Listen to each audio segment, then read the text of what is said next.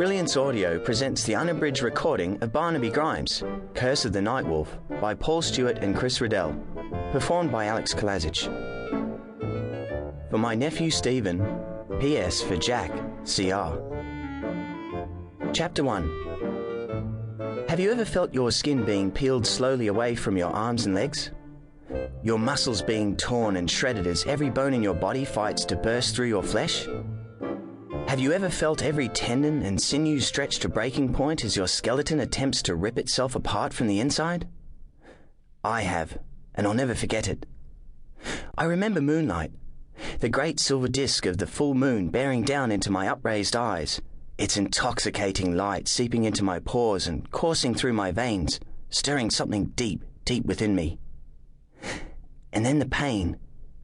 Terrible convulsions racked my body. My skin seemed to be on fire, and looking down in horror, I saw my fingers and toes contract into hard, claw-tipped paws. My neck strained, my belly cramped, while the muscles in my chest and shoulders ripped and rolled as though a colony of trapped rats was writhing beneath my skin. At the back of my throat, I felt a burning sensation as the root of my tongue swelled and squirmed, leaving me choking for breath. I coughed, and my tongue leapt out between my parted lips and lolled from the corner of my mouth down past my chin. Strands of drool splattered onto the floor and glinted in the moonlight. Such pain I endured, such terrible pain. It felt as though my very skull had been placed in a carpenter's vice, which was being screwed tighter and tighter. And then the noises began.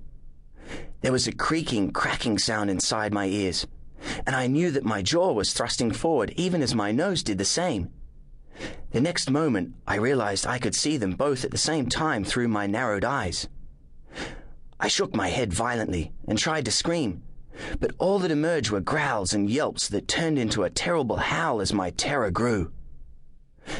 I tried to get away, but was overwhelmed with an impossible heaviness that pinned me to the spot. I was trapped, scarcely able to move so much as a muscle, yet my senses were on fire. My hearing was more acute than ever before. My eyesight had sharpened so that everything looked bright and clear, though curiously elongated, as if I was looking through a slightly warped lens. My nose quivered with excitement as 1,000 different scents and odors assailed it. There was the pungent smell of linseed oil in the varnished woodwork. There was the fragrant perfume of a recent visitor, as well as the sour underlying sweat she had been attempting to conceal. There was tile polish, spilt milk, crushed grass, pigeon feathers, soot, dust, tarmacadam, a trace of vomit, and a hint of dog.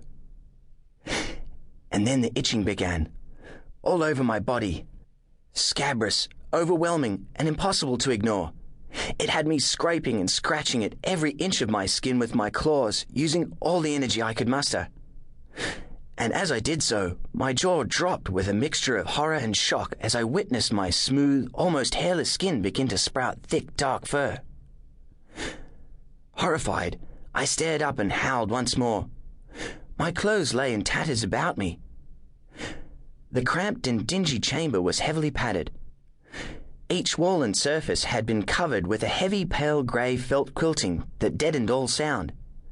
Quilting which, even as I looked, revealed dry splashes of blood.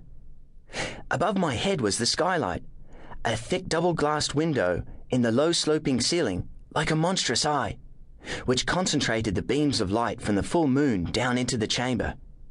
I stared back, transfixed. Then I heard it.